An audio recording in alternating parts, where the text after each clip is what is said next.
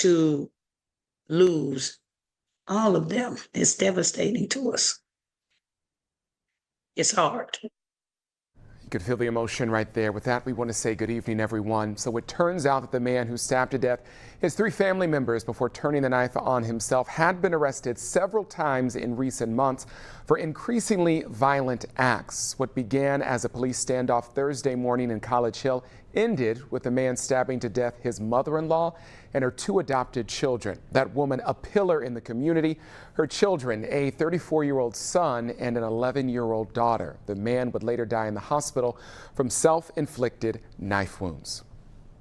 And we are learning more about the killer and the victims of this violent crime, beginning with the victims. Patricia Cullum was 78 years old. Her adopted son, DJ, was 34, and her adopted little girl attended Parker Woods Montessori School, just 11. The killer was 66-year-old Anthony Mathis, who was, in essence, Patricia McCollum's son-in-law.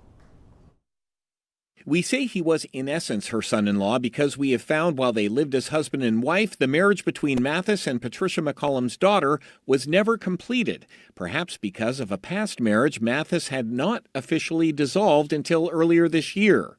Either way, the couple appeared happy on social media. There did not appear to be any troubles until 2022. Mathis began getting arrested for increasingly violent acts. In September of 22, he pleaded no contest to threatening a man with a gun. 2 weeks later, police arrested him for allegedly chasing his brother down the street with a machete. Then in April of last year, police arrested him for allegedly choking Patricia.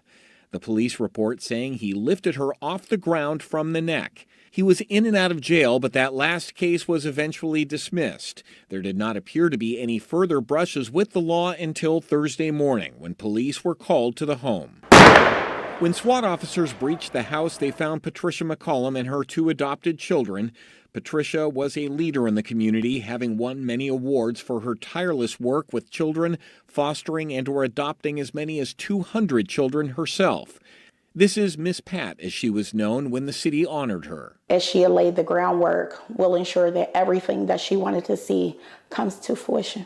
There's a room dedicated to Miss Pat at one of her many projects, Holloway House, a home and resource center for teen mothers, due to open next month. She was a beautiful individual, and she was an icon to this city. She is why I became a foster parent and an adopted parent. Perhaps Miss Pat's most enduring legacy will be the many she taught to be foster parents so children would not have to grow up alone. Now I also do training for the state, so Pat has been there through it all.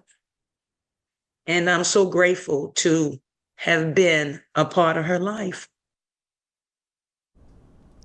Well, police have not offered a motive for the triple murder-suicide. There is a GoFundMe page set up for the family left behind so they can bury their loved ones. You can find it on this story on local12.com. Thanks for checking out the Local 12 YouTube channel. Click the links and tap subscribe to get notified anytime we post.